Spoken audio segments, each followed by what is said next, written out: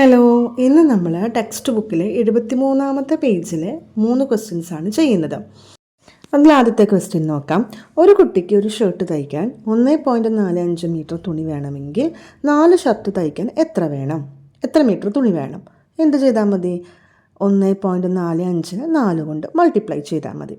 Okay, ഇനി അടുത്ത question നോക്കാം. ഒരു ബാഗിൽ 4.75 കിലോഗ്രാം അരി കൊള്ളുമെങ്കിൽ അങ്ങനത്തെ 8 ബാഗ് ഉണ്ടെങ്കിൽ എത്ര അരി ഉണ്ടാവും? എന്ത് ചെയ്താൽ മതി? 4.75 ഇൻറ്റു 8 കണ്ടാൽ മതി. ഒരെണ്ണം തന്നിട്ട് കുറേ എണ്ണത്തിൻ്റെ വാല്യൂ കാണാൻ പറയുകയാണെങ്കിൽ നമ്മൾ എന്താ ചെയ്യേണ്ടത്? മൾട്ടിപ്ലിക്കേഷനാണ് ചെയ്യേണ്ടത്. ഇനി അടുത്ത ക്വസ്റ്റ്യൻ നോക്കാം. ഒരു പാത്രം നിറയെ ഓയിൽ ഉണ്ടായിരുന്നു. ആ ഓയിലിനെ 6 ബോട്ടിലേക്കാക്കി മാറ്റി. ആ ഓരോ ബോട്ടിലിൻ്റെയും അളവെന്ന് പറയുന്നത് 0.75 ലിറ്ററാണ്, അതായത് 3/4 ലിറ്ററാണ്. അങ്ങനെയാണെങ്കിൽ ആ പാത്രത്തിൽ ഉണ്ടായിരുന്ന ഓയിലിൻ്റെ അളവാണ് ചോദിച്ചിരിക്കുന്നത്. അപ്പോൾ എന്ത് ചെയ്താൽ മതിയാകും? രണ്ടും കൂടി മൾട്ടിപ്ലൈ ചെയ്താൽ മതി.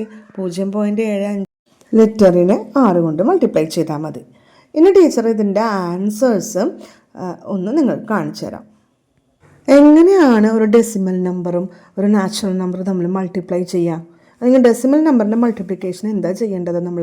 ഇപ്പോൾ നമ്മുടെ ആദ്യത്തെ ക്വസ്റ്റ്യൻ എന്ന് പറയുന്നത് 1.45 ഇൻറ്റു 4 ആണ്.